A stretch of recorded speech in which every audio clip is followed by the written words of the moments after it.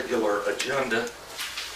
And the first item on the agenda is old business. And it's an update on Bennett Cove for Mr. Seeley.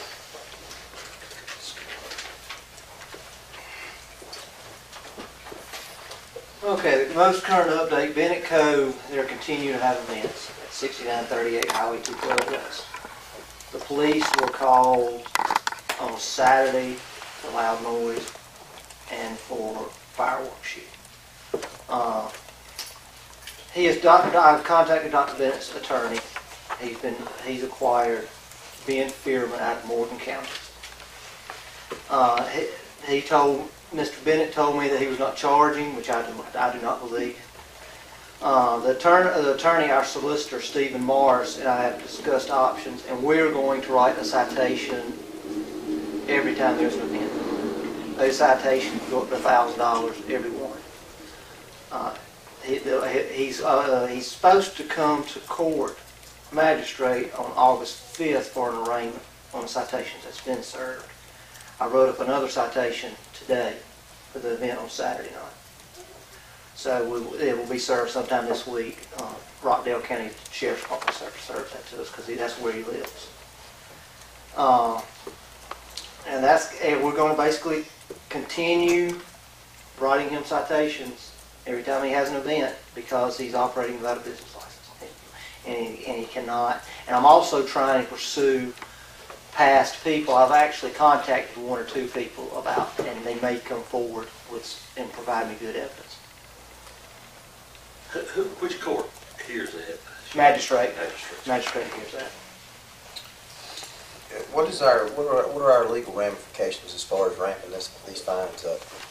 $1,000 ain't getting it. Let's double it. Let's triple it. Whatever we need to do to get this stopped, let's do it. What kind of power do we have here? Under the current ordinance, is it capped at 1,000? It's capped at 1,000. I'm pretty sure. Fellas, we might need to talk about extending that this evening if we can do that. Can we do that? We got to get somebody's attention here. Yeah, I think somebody's not work getting through the the message. process. I don't think you can do it just tonight.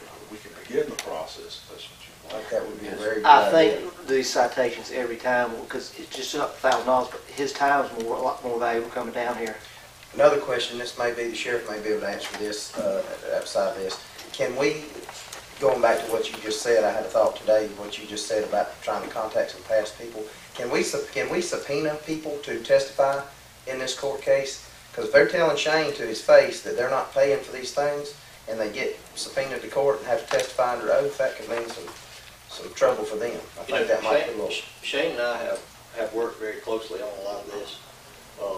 We've tried to acquire all the information for folks to be able to be subpoenaed. Yes, is the direct answer to your question. We've identified a number of those. And Shane and I have conversed some.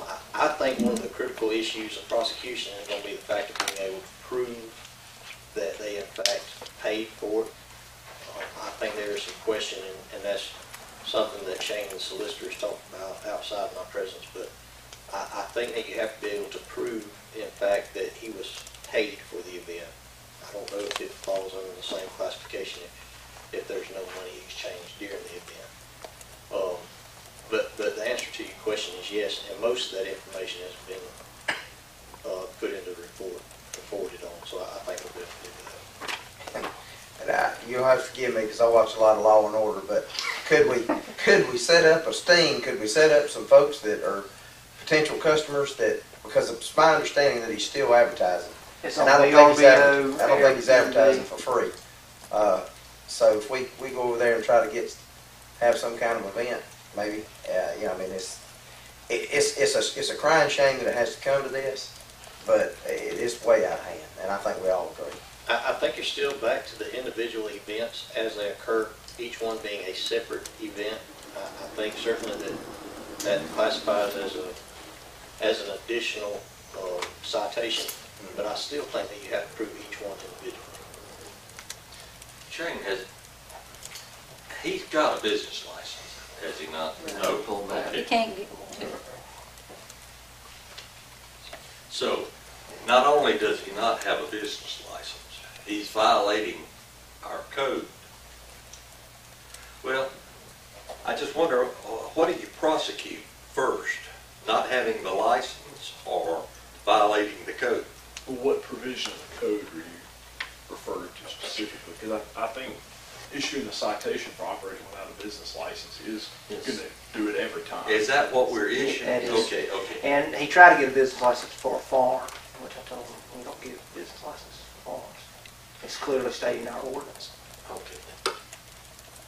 Along with the citations, are we able to shut these events down? Do we legally have the right, Donnie, to shut these events down when they take place? If you can't prove.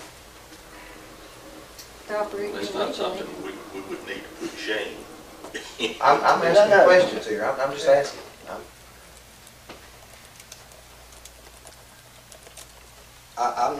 I'm not sure that the direct answer to your question. We can do whatever we want to, but whether we're doing the right thing or not is another story. Whether we are going to be able to substantiate it in court is a different story. I mean, you've got to look at the bigger picture and not